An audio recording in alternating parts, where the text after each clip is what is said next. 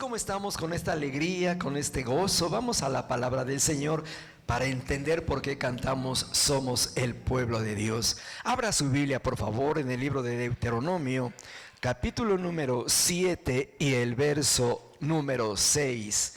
Para ti, amigo, hermana, que nos sintonizas a través de las redes, te damos la más cordial bienvenida y te invitamos también a meditar con nosotros en la palabra del Señor. Deuteronomio, capítulo número 7 y verso 6, dice así: porque tú eres pueblo santo para el Señor tu Dios. El Señor tu Dios te ha escogido para hacerle un pueblo especial, más que todos los pueblos que están sobre la tierra. Gracias a Dios por su palabra. Puede tomar asiento, hermano, hermana, en el nombre del Señor. Moisés, hablándole al pueblo de Israel, le dice: tú eres un pueblo especial, el Creador te ha escogido. En aquellos años estaba el imperio egipcio, estaban diferentes imperios en todo el Oriente Medio, para el área de acá de Latinoamérica, el imperio inca, el imperio maya, el imperio azteca. O sea, había muchos imperios, pero en su misericordia, en sus planes, Dios dijo: voy a escoger al pueblo hebreo.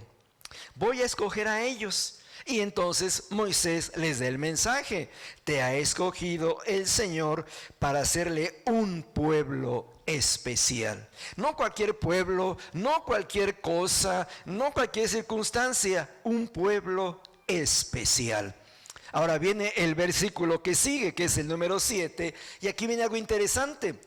Porque aparentemente el pueblo hebreo se sentiría muy importante, muy diferente a los demás, quizá con cierta presunción, con cierto orgullo. Pero aquí viene Dios y les habla de una manera muy clara y les dice en el verso número 7: no porque sean ustedes más que todos los pueblos los ha querido el Señor. Los ha escogido porque ustedes eran el más insignificante de todos los pueblos.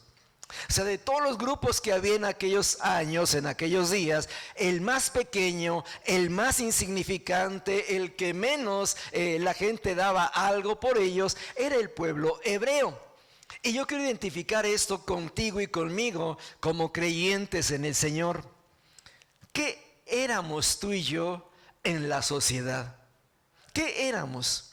Un simple empleado, un simple trabajador. Tal vez alguien tenía su propio negocio, de alguna manera obteníamos recursos para vivir, pero ¿podríamos compararnos con los grandes magnates de la economía? No. ¿Podríamos compararnos con los grandes políticos, estadistas? Tampoco. Podríamos compararnos con la gente famosa, sea del espectáculo, del deporte o de cualquier otra área. Tampoco. Éramos insignificantes. Oiga, pero mi casa estaba bonita. Sí, pero comparada con las casas de los que tenían dinero, ¿qué era? Nada. Oiga, yo tenía un carro así, pero comparado con los que de veras tienen dinero, ¿qué era tu carro? Nada. Oiga, me compré ropa en tal tienda. Sí, comparada con los que de veras tienen dinero para comprar ropa en tiendas caras, ¿qué ropa era la nuestra? Nada. Entonces, nuestros apellidos importantes, no, absolutamente. Nuestros nombres, tampoco. La escuela donde pudimos estudiar los 2-3 años de primaria, tampoco. Entonces, ¿qué éramos ante el mundo entero? Insignificantes. Absolutamente insignificantes. Y aquí es donde viene lo bonito, porque Dios en su misericordia empieza a tratar con nosotros.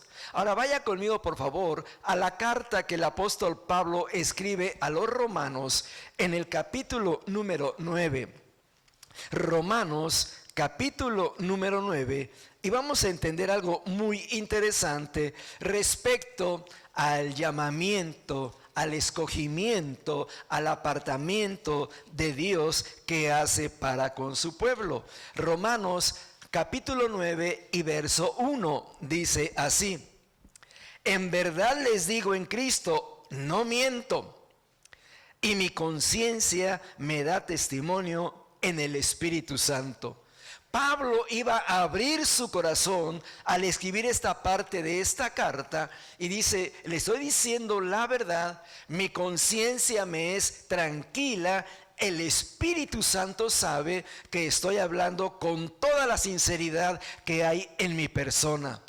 Un hombre de la altura de Pablo, un hombre con el conocimiento de Pablo, un hombre con la experiencia que tuvo con el Señor, atreverse a decir que va a hablar con toda honestidad, con toda sinceridad y por testigo pone al Espíritu Santo, es que algo serio va a hablar este hombre, algo claro, algo duro va a hablar este hombre. Y dice en el verso número 2, tengo gran tristeza y continuo dolor en mi corazón.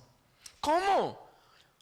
Un hombre que Dios había llamado con experiencias extraordinarias, un hombre que había tenido tantas revelaciones en el desierto, un hombre que había vivido tantas cosas delante del Señor, y ahora dice, tengo tristeza y continuo dolor en mi corazón.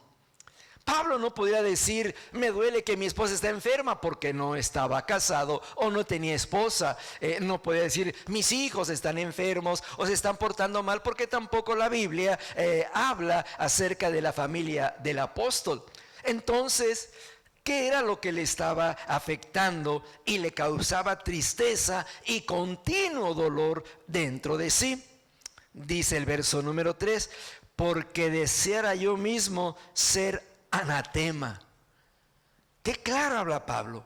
Quisiera yo ser anatema, alguien desechado por Dios, alguien que no quiere Dios, alguien que se toma como blasfemo delante de Dios. Quisiera yo ser ese tipo de persona. ¿Por qué? Dice, yo mismo un anatema separado de Cristo. Parece que Pablo le quiere dar la espalda a Cristo. No, parece que Pablo se quiere apartar del camino del Señor. Tampoco.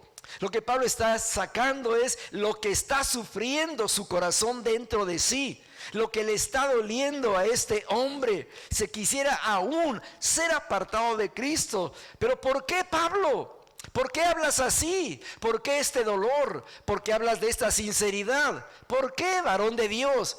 ¿Qué es lo que te impulsa a expresarte de esta manera? Y dice el apóstol Pablo, por amor a mis hermanos.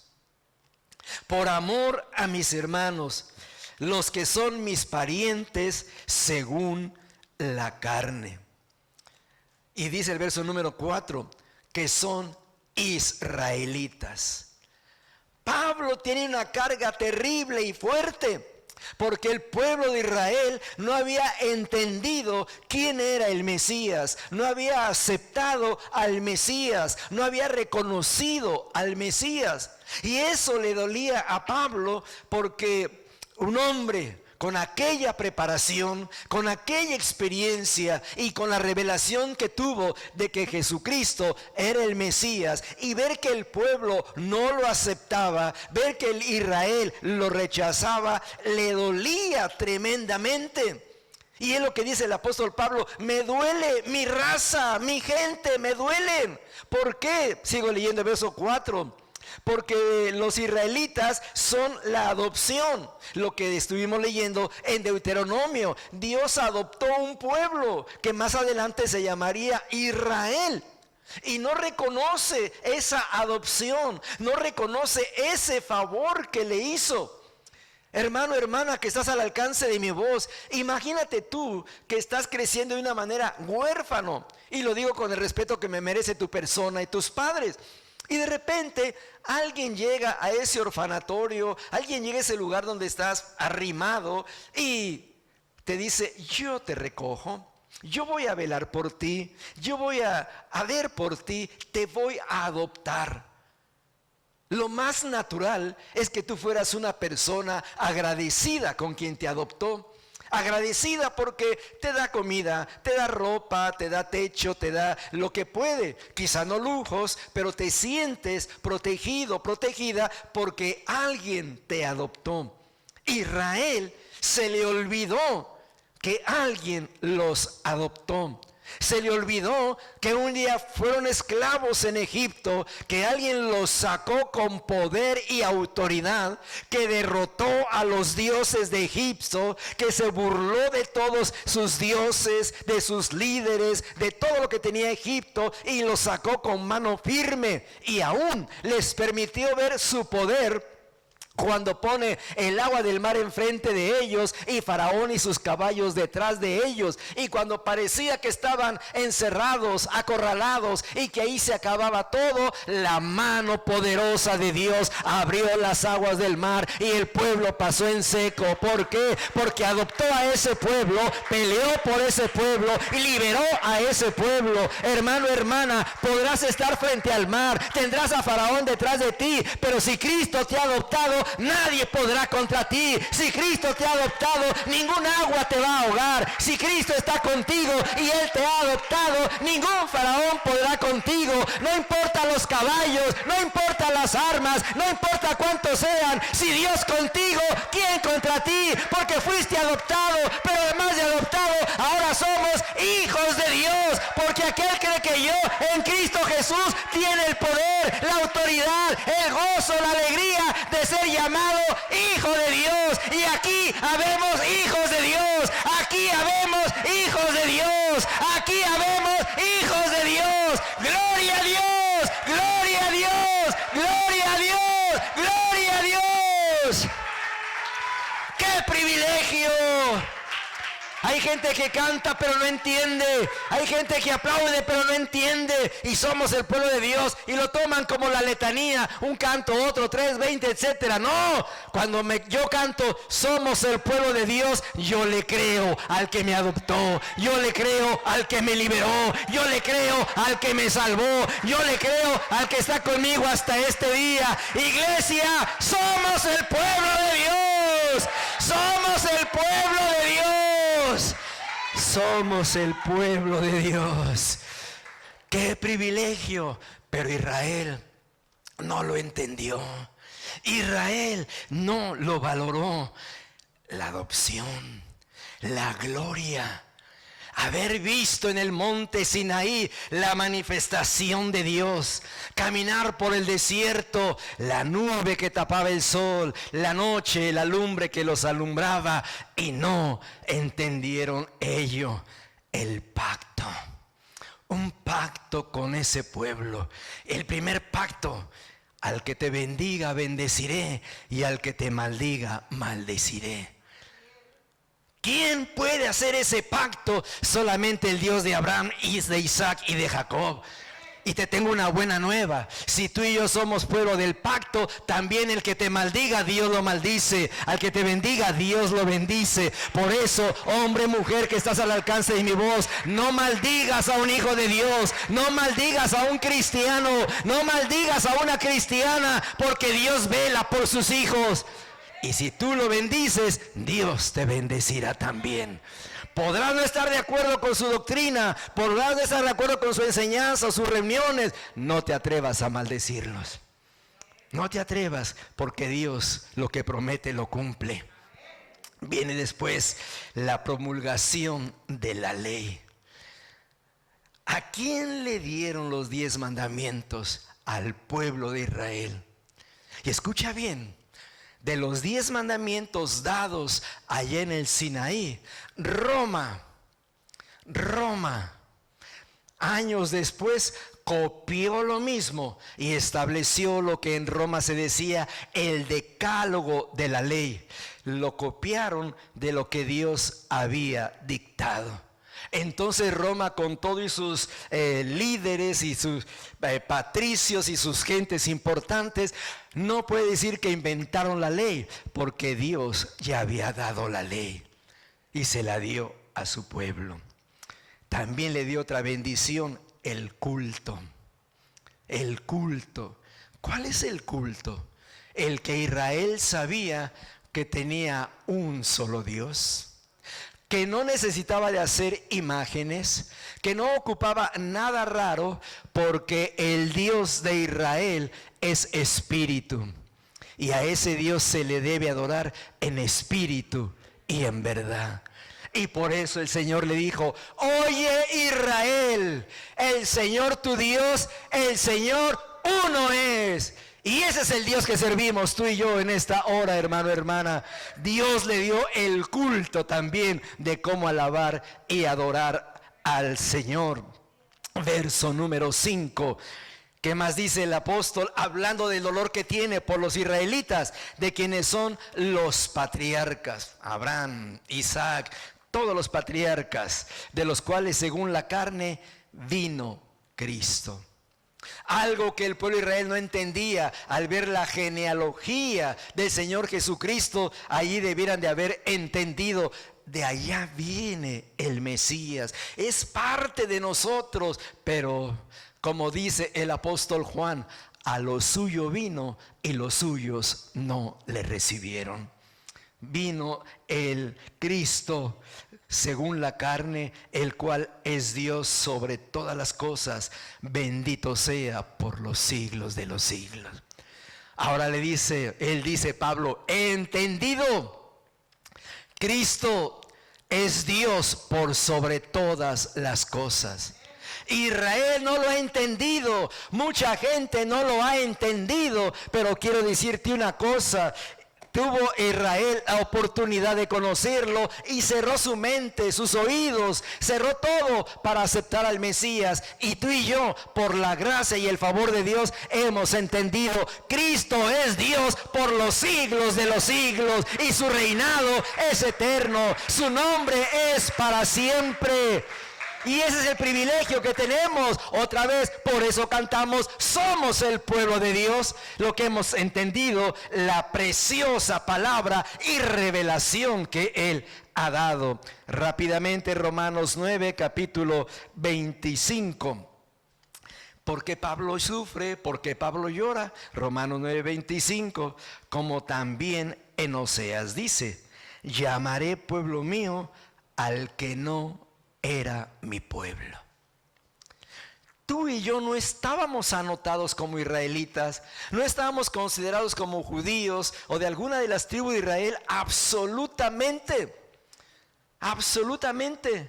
El salvadoreño era más guanaco que nada, el mexicano más taquero que nada, el nicaragüense era más nacatamal que otra cosa. Y ahí pudiera irme en plan de reírnos un poquito de nosotros.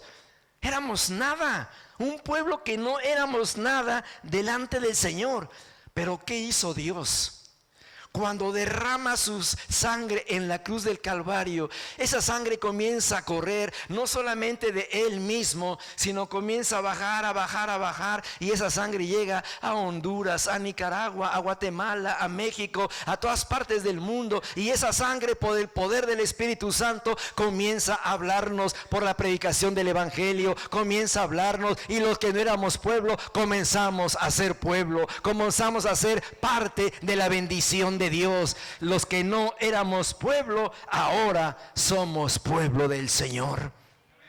Qué privilegio tenemos. Tristemente hay gente que se quiere anotar como pueblo del Señor y se cambia el nombre, y ahora ya se quieren llamar Abraham, se quieren llamar no sé cuánta cosa. Pero no es porque te cambies de nombre que tú eres pueblo de Dios. Nos cambia Dios la mente y el corazón para ser su pueblo. A Dios no hay que hablarle en hebreo para que nos entienda. Hay gente que está tan cerrada que dice: si no oro a Dios en hebreo, Dios no me oye. Permíteme decirte, nuestro Dios es tan grande que entiende todos los idiomas, entiende todos los dialectos. Y va más allá, porque dice la Escritura que aún Él entiende los gemidos indecibles, cuando no podemos hablar, cuando no podemos decir, pero nuestro espíritu está clamando, llorando y diciendo: Señor, necesito algo de ti. El que está al lado no me entiende, el que está acá tampoco me entiende, porque solamente oye gemidos. Pero hay un Dios tan grande que dice: yo sé discernir tus gemidos, yo sé entender tus gemidos, yo identifico tus lágrimas, yo te conozco. ¿Por qué? Porque nada hay imposible para Dios. Él no ocupa de un idioma, Él no ocupa de palabras bonitas, Él ocupa de un corazón contrito y humillado que se postre delante del Señor, y ahí Dios lo oye, ahí Dios lo atiende, ahí Dios lo escucha. Bendito Dios, bendito Dios. un pueblo que no era pueblo, ahora somos el pueblo de Dios. Ese pueblo somos tú y yo. La no amada, ahora tú y yo somos la amada del Señor. Ahora somos a quien ama Dios. De tal manera nos ha amado que se entregó por nosotros en la cruz del Calvario. ¡Qué amor del Señor! ¡Qué amor de nuestro Dios! Venga conmigo rápido a Romanos capítulo 11. Solamente adelante su Biblia. Romanos capítulo 11 y verso número 5. Pablo sigue tomando lo que ha pasado con los profetas, los patriarcas en la historia del pueblo de Israel. Y él recuerda en este capítulo 11 la experiencia de Elías, cuando Elías vio todo el desorden en el que andaba el pueblo de Israel. Jugaban a la iglesita, jugaban a que respetaban a Dios, jugaban a que amaban a Dios, pero también servían a los Baales. Un pie en el santuario y otro pie con los Baales. Y entonces Elías siente el celo de parte del Señor. Y él convoca a los israelitas en el monte Carmelo y les dice: defínanse ahora. O el Dios que nos ha sacado de Egipto o los Baales. Defínanse ahora. Dios tenía que levantar a un hombre con esa autoridad para hablarle a ese pueblo que estaba rebelde siguiendo a los Baales. Y yo pido a Dios que en estos últimos tiempos, que mucha gente juega a la iglesita, un día es cristiano y otro día anda con los Baales, un día por aquí y otro día por allá, que Dios levante hombres con la autoridad de Elías, de forma tal que le digan: deja de jugar a la iglesita, deja de vestirte como cristiano y vivir como mundano. Hay que definirse: o Dios o los Baales, o Dios o los Baales, o Dios o los Baales. Y pedirle a Dios: Señor, envía el fuego que queme la ofrenda en el altar. Envía el fuego que queme la ofrenda en el altar. ¿Por qué Dios no puede enviar ese fuego al altar? Perdóneme que le diga esto: la iglesia moderna ya no conoce el altar. La iglesia moderna no sabe lo que es postrarse delante de Dios en el altar. La iglesia moderna sabe de luces, sabe de espectáculos, sabe de que todo se vea bonito. La iglesia moderna sabe eso, pero no sabe estar humillado delante del Señor. Pero el día que Dios mande fuego sobre los altares, la gente realmente va a cambiar los brincos por la adoración. Va a cambiar los brincos por la verdadera alabanza. Y ahí viene la definición que está hablando el apóstol Pablo. Tuvo Elías que hacer eso. Y vamos al verso número 5. Así también, aún en este tiempo, ha quedado un remanente escogido por gracia. Dios le dijo a Elías: hay 7,000 que no se han doblegado ante los Baales. Hay 7,000 que siguen firmes creyéndole al Señor. Iglesia, año 2021, todavía hay un remanente escogido por gracia. Todavía hay hombres y mujeres, jóvenes y señoritas, ancianos y ancianas que fueron escogidos por la gracia de Dios. Todavía habemos hombres y mujeres que creemos a la antigüita.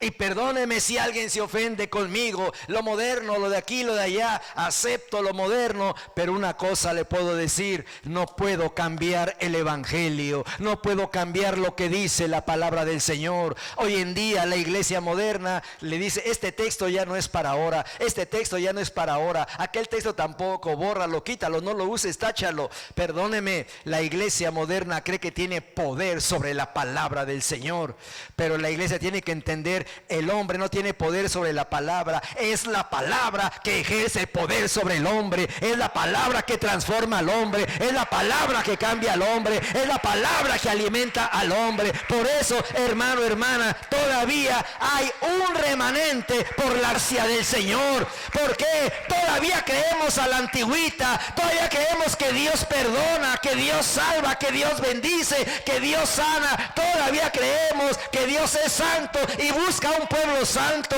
Todavía creemos que hay un Dios que dice: escudriñen las escrituras, porque en ellas parece que hallarán la vida eterna, y ellas dan testimonio de mí. Todavía somos ese pueblo, todavía somos ese remanente por gracia, no por la ley, por gracia, no por la ley. Y quiero, hermano, hermana, que estás al alcance de mi voz, que disfrutes esto y que digas: yo soy ese remanente por gracia. No lo compré en $100, no lo compré en 80 lempiras, no lo compré en tantas monedas. No, por gracia recibí lo que Dios me ha dado hasta este momento. Por gracia, por gracia. No tuve que irme de rodillas a tal lugar. No tuve que pegarme en el pecho por recibir algo de parte de Dios. Por gracia lo hemos recibido. Hay gente que lo quiere recibir por inteligencia. Hay gente que quiere entenderlo todo por la inteligencia. Explain me how it works. Explain me how it goes. Tell me, is 2 by 2 4? 1 by 2 is 2? Explain me that. Y quieren todo por la inteligencia, saber cómo funciona Dios. ¿Cómo funciona Dios? Son tan inteligentes los científicos que dicen que de una explosión se formó lo que ahora hay. Que ahí se formó todo. Yo no sé usted, pero ahí en mi pueblo se tronaban cohetes. Y cuando tronaban los cohetes no quedaba nada. Nunca vi que se formara nada. La gente quiere todo por la inteligencia y por la mente. Ahí quiere saber y entender todo. Pero nosotros, por gracia, hemos recibido la revelación del Señor, la revelación del Mesías. Y dice el apóstol Pablo: hay un remanente que fue escogido por gracia. Y ve al verso número 6. Y si por gracia, ya no es por obras. De otra manera la gracia ya no es gracia. Y si por obras, ya no es gracia. De otra manera la obra ya no es gracia. ¿Qué significa? Hermano, hermana, no ocupamos hacer nada para ganar la salvación. Simplemente arrepentirnos y pedirle al Señor que cambie nuestra vida. Me está escuchando en esta hora y siente que algo Dios no le ha perdonado, algo que hizo, algo que dijo, etcétera, etcétera. Recuerda, si Dios ya te perdonó, perdónate tú también. Pero hay gente que vive con el sentimiento de culpa y de culpa. Hice esto, dije aquello y por aquí y por allá. ¿Y eso qué pasa? Cuando yo no me he perdonado, se enferma mi alma. Y cuando el alma se enferma la mente. Cuando se enferma la mente, se enferma el cuerpo. Y pueden estar en muchos servicios, aplaudir, cantar, chiflar y dar maromas. Pero si no me he perdonado yo, ¿de qué sirve que me llame cristiano? Por eso es la gracia. No tengo que hacer nada más que reconocer que soy pecador y aceptar que Cristo me perdona y cambiar estilo de vida. Dice el apóstol Pablo, verso 7, ¿qué pues?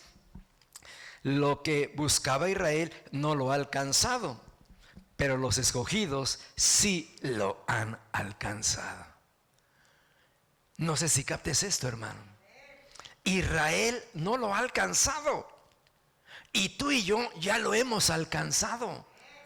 ¡Qué privilegio! Israel sigue preguntando: ¿y el Mesías cuándo viene? ¿Y el Mesías cuándo se aparece? ¿Y el Mesías quién es? Y tú y yo ya conocemos al Mesías. ¿Por qué? Porque Él nos ha escogido para conocerle. ¡Qué privilegio tenemos! No sé si me explique yo bien, hermano, hermana, pero comparado con un israelita, con el debido respeto que merece, tú y yo tenemos algo más que los israelitas: la experiencia con el Mesías, lo que el israelita no ha entendido, tú y yo ya lo hemos entendido. Él es el Mesías, Él es el Mesías. Y voy a tomarme un poquito con el canto que entonábamos. Si pudiera tocar el borde de su manto, si pudiera acercarme a Él, si pudiera estar delante de Él. Hermano, hermana, no lo cantes por cantarlo, vívelo.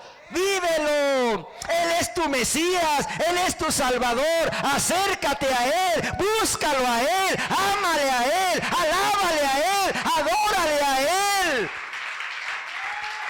Esa es mi desesperación, que cantamos pero no entendemos, repetimos pero no entendemos. Si tan solo tocar el borde, si tan solo pudiera estar delante de Él, que dice, libre sería. Por eso hay muchos cristianos atados, amarrados y amargados, porque nada más cantan, pero no entienden lo que cantan. Acércate a Él, ponte delante de su presencia y dile, Señor, quiero ser libre, quiero ser libre. Qué importante es entender lo que cantamos. Y perdóneme si lo canso, pero aún esté yo tirado en el ataúd, le diré, ¿entiendes lo que cantas? Se lo voy a decir. ¿Por qué? Perdóneme, porque en la iglesia no hay cantores, hay cotorros repetidores. Suena duro, pero si entendemos lo que cantamos, ¿sabe qué pasaría? Se derramaría la presencia del Señor. Fluiría el fuego del Espíritu Santo. Fluiría su presencia. Pero es mi oración que un día entendamos lo que cantamos. Que un día no lleguemos a la predicación porque todos estamos derramados delante del Señor, suplicando misericordia, perdón y favor. Pero los escogidos sí lo han alcanzado y los demás fueron endurecidos. Ahora entiende esto, hermano, hermana. No toco a Israel, ahora toco a nuestros familiares y amigos que nos atacan, se burlan de nosotros. ¿Te hiciste cristiano? ¡Ja, ja, ja! ¡Aleluya! Y quién sabe qué. Y el hermanito, la hermanita, mira, ya es santo, míralo con su Biblia, mira por aquí, mira por allá. Y tanta cosa que se burlan de nosotros. ¿Sabes por qué? Porque su corazón está endurecido. En su corazón hay amargura, hay coraje, hay rencor, hay tristeza, hay insatisfacción. Pero el día que venimos a Cristo, Él cambió nuestro lamento en baile. Él transformó todo en nosotros, absolutamente todo. Qué precioso cuando tú y yo no tenemos que tomar pastillas para los nervios, cuando no tenemos que estar buscando quién me tranquilice, quién me hable bonito, quién me diga de esto, de lo otro. No lo necesitamos. ¿Por qué? Porque el Espíritu Santo de Dios en nosotros nos da la paz. Jesús dijo, mi paz os dejo, mi paz os doy, no como el mundo la da, no como el diazepam la da, no como la medicina la da. La paz que Cristo da sobrepasa todo entendimiento, porque somos escogidos de Dios, apartados de Dios para disfrutar las bendiciones del Señor. Qué privilegio ser esos que Dios ha alcanzado, a los que Él ha escogido. Hermano, hermana, mucha gente hoy en día, lo digo con respeto, presume, ya me vacuné. Ya me puse la segunda vacuna, la tercera, la cuarta, y ya va a estar hasta en la 13ª, como si fuera velocidades de un tráiler. Ya llevo tantas vacunas, qué bueno. La pregunta es, si Dios no quiere que sanemos, no importa cuántas vacunas nos pongan. Repito, respeto a los que se han vacunado, lo respeto 100%, pero si Dios está conmigo, ¿quién contra mí? Si Dios ha prometido estar conmigo, ¿quién contra mí? Un pequeño bicho que ha puesto al mundo de cabeza, que ha trastornado la economía, la política, el deporte, todo lo ha trastornado. Un pequeño bicho. ¿Qué será cuando venga o empiece a abrirse más de el hongo negro? Ya está el hongo negro en México. Y cuando empieza a dar problemas, ¿ahora qué van a sacar? ¿Ahora qué van a decir? ¿Qué va a pasar? Es importante por eso decir: Señor, tú nos has alcanzado y tú guardas de nosotros, cuidas absolutamente de nosotros. ¿Estamos captando, hermanos? Verso número 7: los escogidos, tú y yo, sí lo hemos alcanzado. Qué privilegio de parte del Señor. ¿Qué hemos alcanzado? La salvación y la vida eterna. Ya lo tenemos asegurado. Hemos alcanzado la salvación y la vida eterna. Venga conmigo a la segunda carta a los tesalonicenses. Segunda carta a los tesalonicenses. El capítulo número 2 y el verso número 13.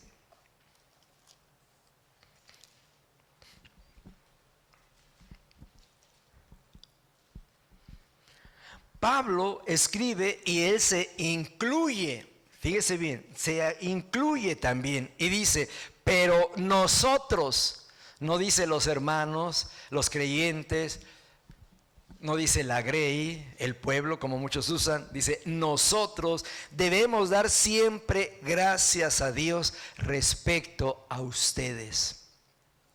Debemos dar gracias a Dios siempre a ustedes. Ahora Pablo está hablando del creyente. Pablo le da gracias a Dios por el creyente y dice: hermanos amados por el Señor, de que Dios los haya escogido desde el principio para salvación. Capta conmigo esto: Dios te escogió a ti y me escogió a mí desde el principio. No para jugar en un equipo de fútbol, no para tocar en un grupo de rock and roll, no para ser parte de tal compañía o empresa. Nos escogió para salvación. ¡Qué privilegio! Nos escogió para salvación. Oiga, pero mi mejor amigo, es que él quiso escogerte a ti, no a tu mejor amigo. Mi novia te escogió a ti, no a la novia. Mi hermano te escogió a ti, no al hermano. Mi tío te escogió a ti, no al tío. Quiero que captes esto conmigo, hermano, el privilegio que tenemos de que Dios nos haya escogido para salvación. Yo hablo con los que tienen ya cierta edad y que quizá vivieron experiencias fuertes en el mundo. Si tú viviste experiencias fuertes en el mundo y probablemente tu vida algún momento peligró, ¿por qué no te moriste? ¿Por qué no te mataron? ¿Por qué no te quedaste ahí? Porque Dios ya te había escogido. Dios ya te había escogido. Él tenía algo para ti. No sé dónde hayas andado, no sé cómo hayas vivido, pero Dios ya te había escogido para salvación. Qué bendición de parte nuestra. Jóvenes, tal vez ustedes no han vivido cosas que los mayores hemos vivido. Una cosa les digo: Dios ya los escogió para salvación. Si el día de mañana quieres tomarte 20 botellas de tequila, si el día de mañana quieres usar la marihuana, quieres usar lo que quieras, usa lo que quieras, pero Dios te escogió para salvación. Dios te escogió para salvación. Oiga, pero que yo quiero probar esto, quiero probar aquello, quiero probar el PCP, quiero probar el cristal, quiero ponerme hasta arriba. No importa lo que quieras meterte, métete si quieres veneno directo a tu cuerpo. Dios te escogió para salvación y de las mismas garras de la muerte, de ahí te va a levantar el Señor. Porque Dios dice: yo no te escogí para muerte, yo no te escogí para muerte, te escogí para salvarte. Joven, recuerda esto: Dios te escogió para salvación. Dios te escogió para salvación. Entonces, si Él nos escogió para salvación desde el principio, mediante la santificación por el Espíritu y la fe en la verdad, entonces el apóstol Pablo dice: nos escogió para salvación. Verso 14: a lo cual los llamó mediante nuestro evangelio para alcanzar la gloria de nuestro Señor Jesucristo. Qué privilegio que alguien predicó el evangelio, oímos el evangelio, creímos al evangelio y somos salvos. ¿Qué significa? Que tenemos que seguir predicando el Evangelio. Seguir predicando el Evangelio. No entretener a la gente, sino hablarles de que hay un Dios que quiere salvar, perdonar y sobre todo escoger a su pueblo.